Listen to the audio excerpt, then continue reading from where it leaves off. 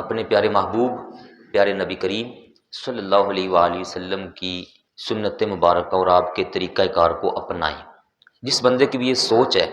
کہ میں نے کوشش کر کے حضور پاک صلی اللہ علیہ وآلہ وسلم کے طریقہ کار کو اپنانا ہے، اس کے لیے ظاہر ہے پھر اپنی مرضی، اپنی خواہش، اپنی چاہت کو چھوڑنا پڑے گا، اس کو ترجیح دینی پڑے گی پیارے محبوب علیہ الصلوۃ والسلام کے پیارے عمل مبارک کو۔ تو سب سے پہلا مسئلہ کرسی پر نماز پڑھنے کا، یہ جو ہمارے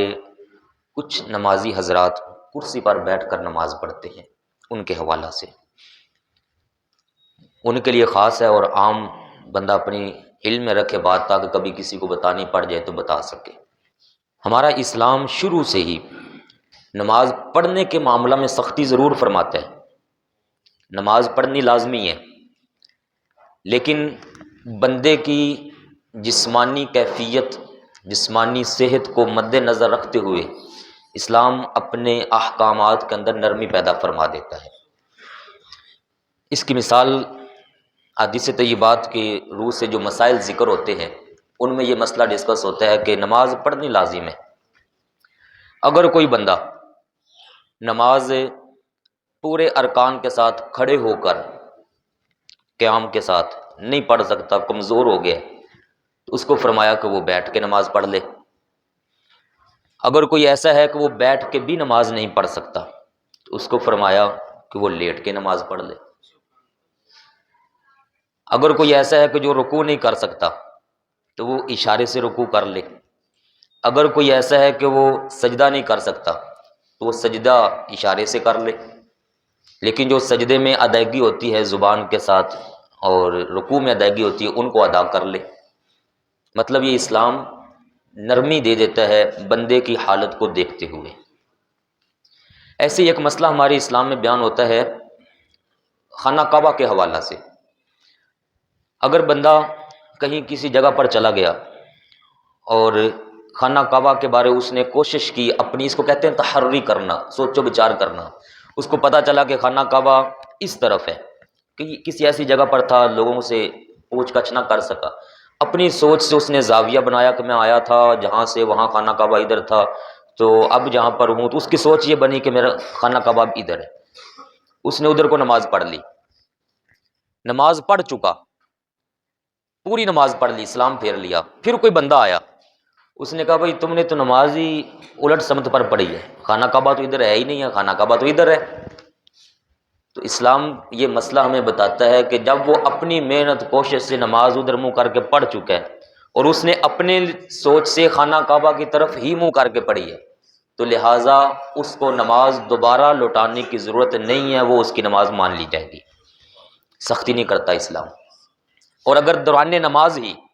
ایک رکعت پڑھی تھی، 2 رکعت پڑھی تھی ادھر کو منہ کر کے، پھر کوئی آیا اس نے آ کر کہا کہ بھائی خانہ کعبہ ادھر نہیں ہے، خانہ کعبہ تو ادھر ہے، ویسے ہی بیچ میں بتا دیا،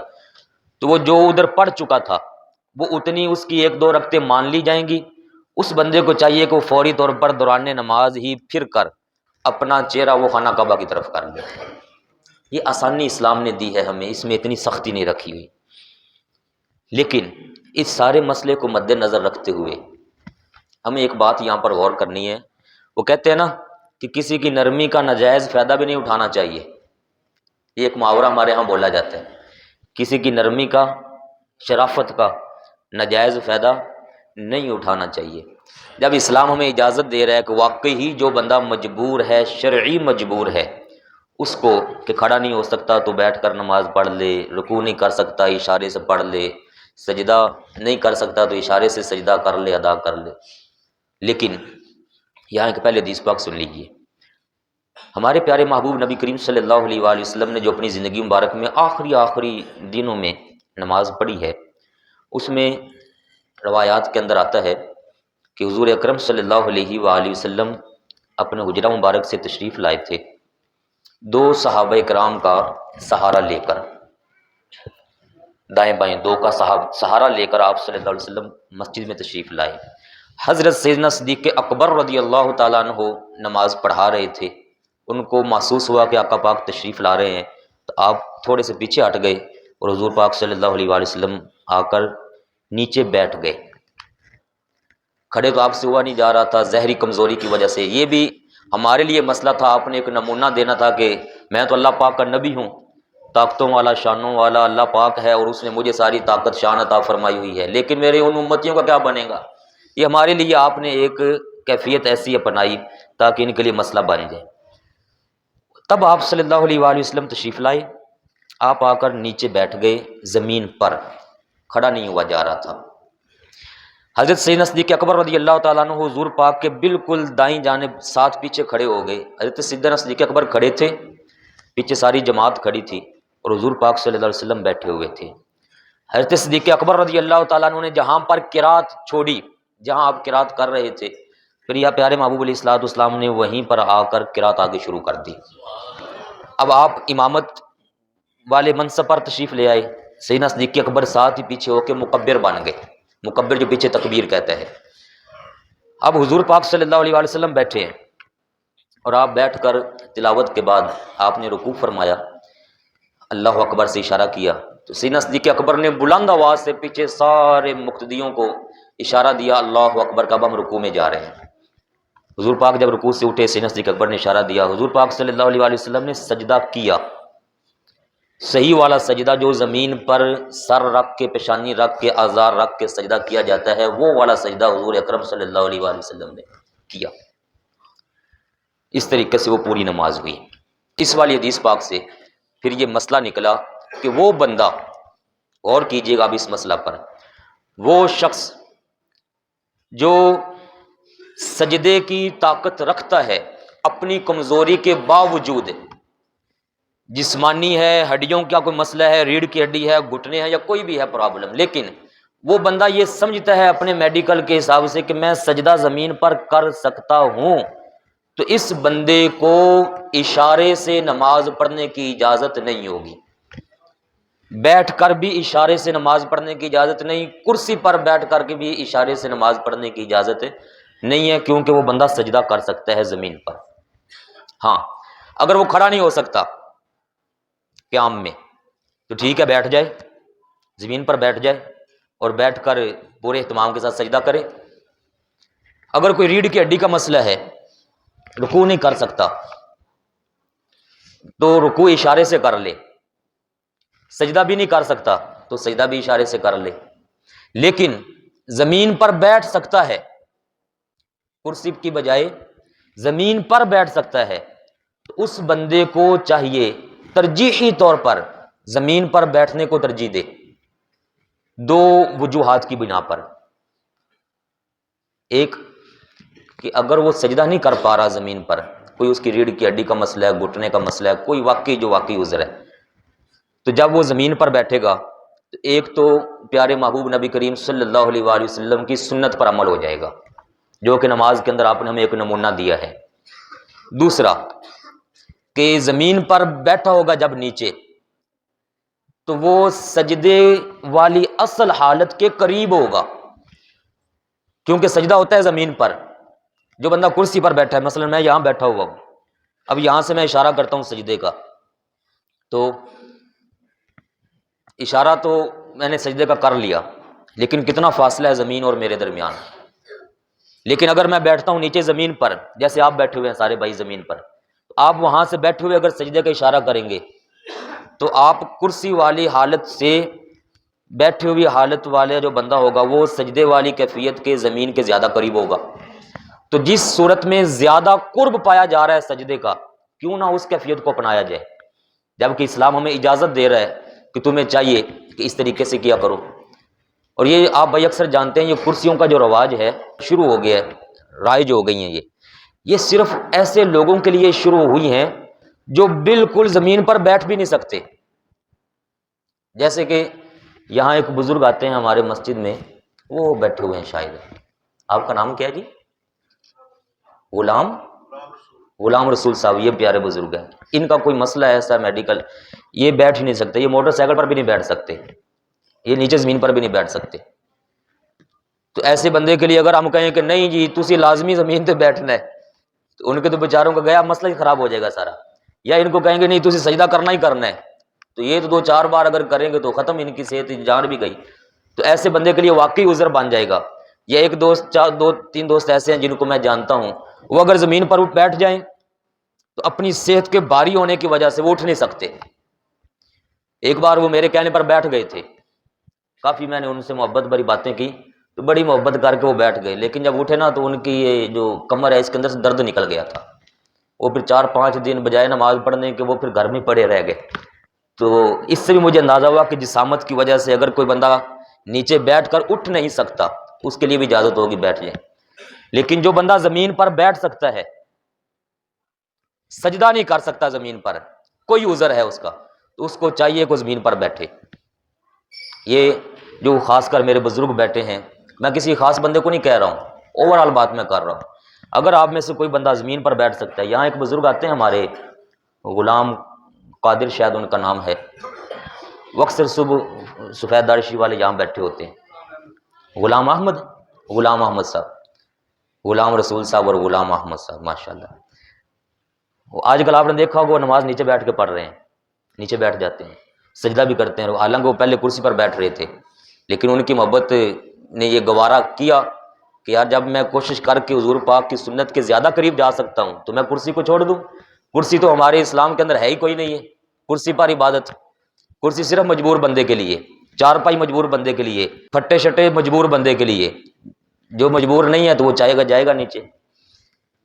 یہاں ایک اور دوست بھی بیٹھے ہیں ہمارے، پرانی بات ہے یہ، کچھ سال 2-3 سال پرانی بات ہے،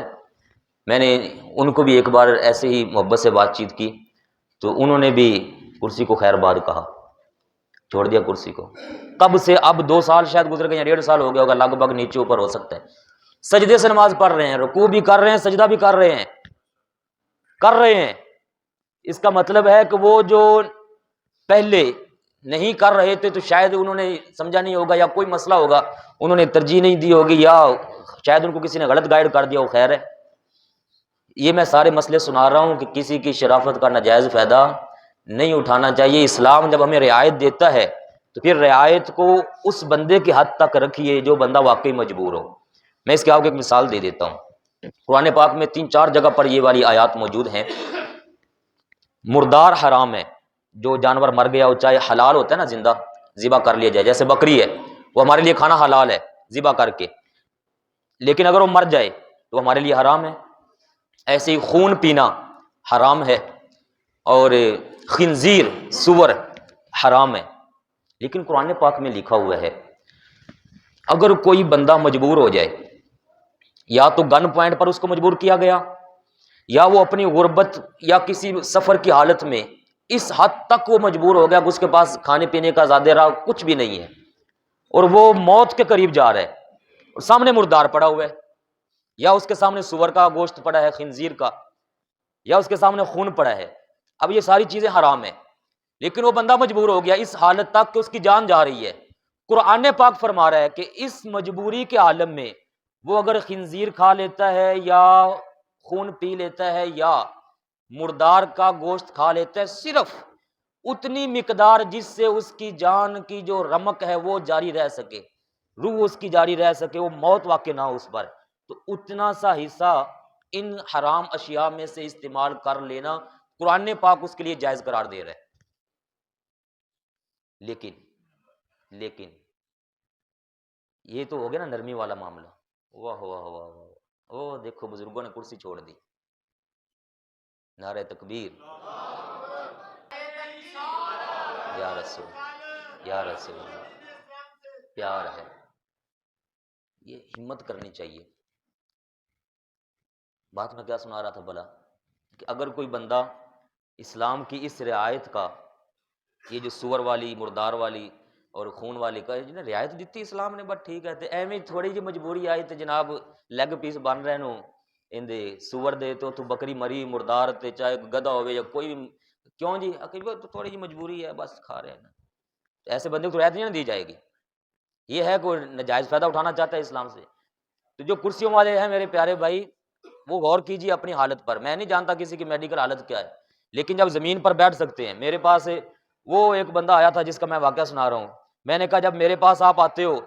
وہاں کمرے میں یا ادھر یا آگے پیچھے، تو آپ، میں زمین پر بیٹھتا ہوں تو آپ میرے پاس زمین پر بیٹھ جاتے ہو، اور جب مسجد میں آتے ہو تو آپ کرسی پر بیٹھ کے نماز پڑھتے ہو۔ مجھے بعد میں کہنے لگے آپ نے میرا نام لیا ہے، یہاں مسئلہ سناتے ہوئے میں نے کہا میں نے آپ کا نام نہیں لیا، میں نے ایک بندے کا واقعہ سنا، نام لیتا تب میں جب آپ کا نام لیتا تو کہتے ہاں گل تو صحیح ہے۔ میں کہ پھر اگر میں تھوڑا نام ہی لیا ہوئے تو تسی انج نہیں کردے ہو، میرے کو آؤ تو زمین تے بہندے ہو، تے رب دے گھر جاؤ تو کرسی تے چوڑے ہو کے بہندے ہو، کیوں؟ کہتے گل تو صحیح ہے۔ میں کہ پھر رب دے گھر بھی جاؤ، اگر مجبوری ہے تھانوں تو زمین تے بیٹھو، وہاں تو عاجزی چاہیے، کرسی میں کون سی عاجزی ہوتی ہے۔ اس طرح کی میں نے باتیں کی نا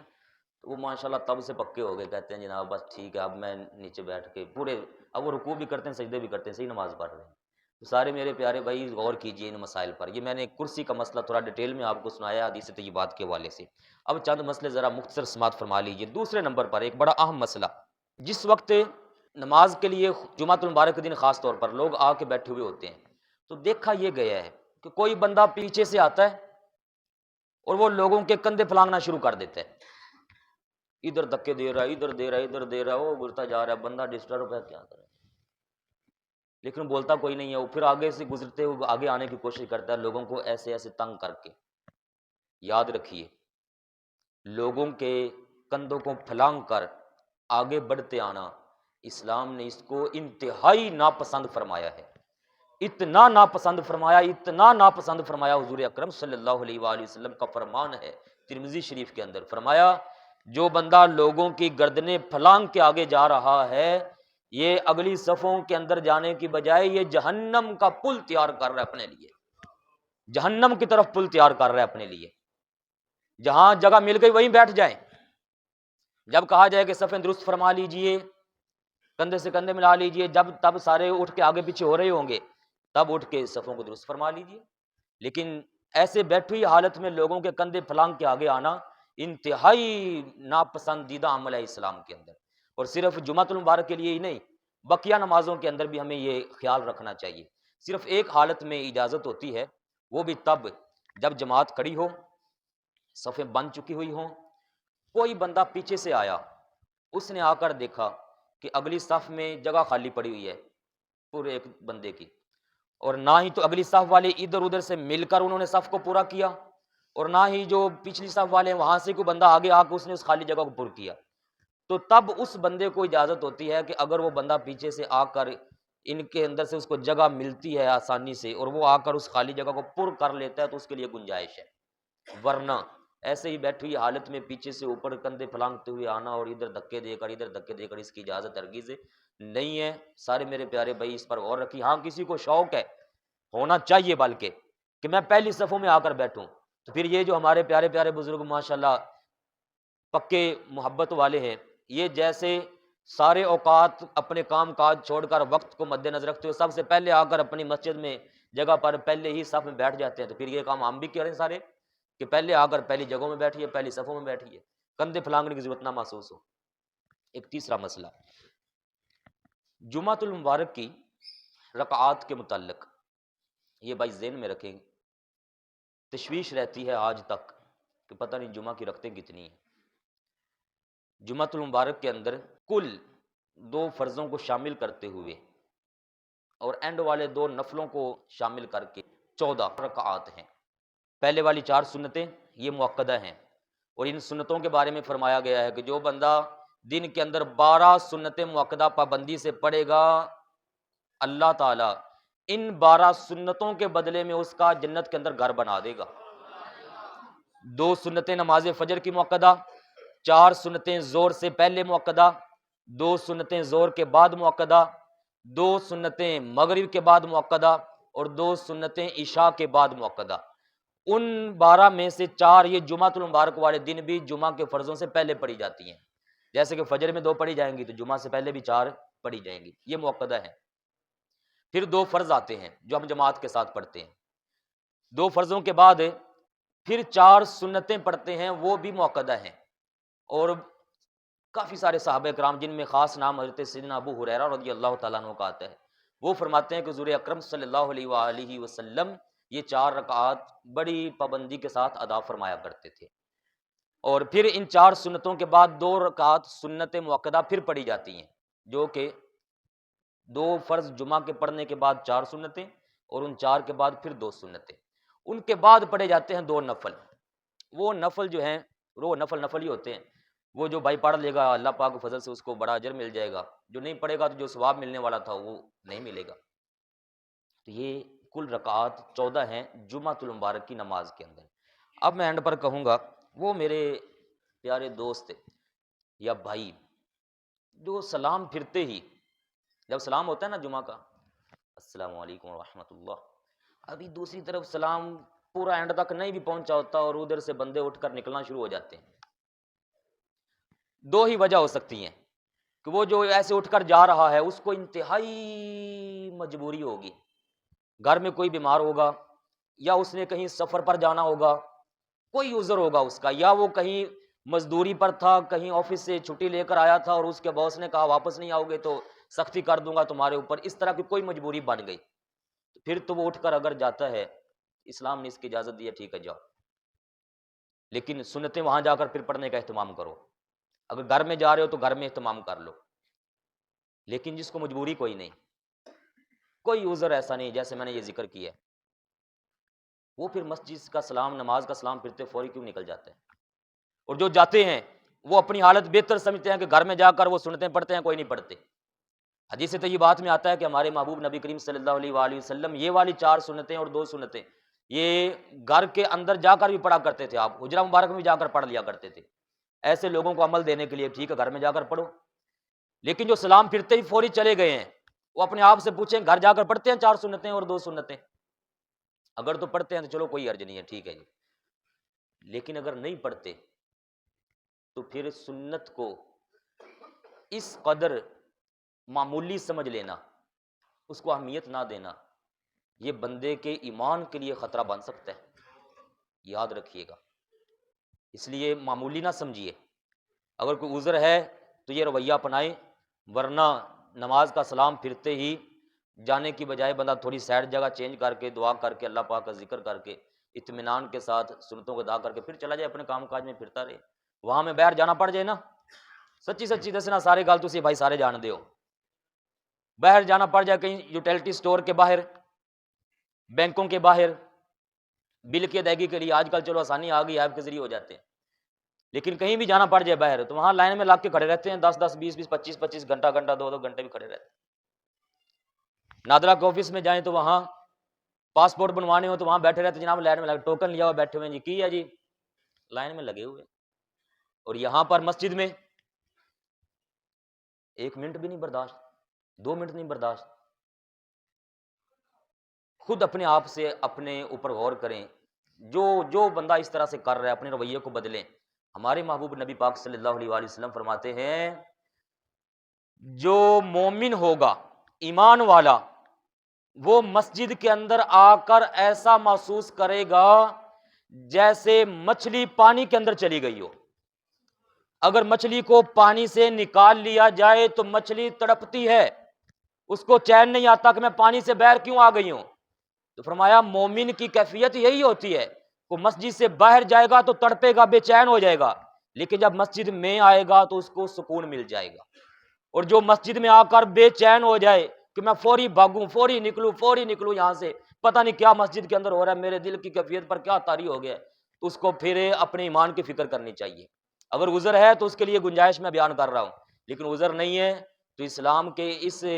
کہتے ہیں نا شرافت والے معاملے کو ہم ناجائز اس کا فائدہ نہ اٹھائیں۔ اللہ تعالیٰ سے دعا کریں اللہ تعالیٰ ہمیں صحیح طور پر اپنے اعمال کو درست رکھ کے عمل کی توفیق عطا فرمائے۔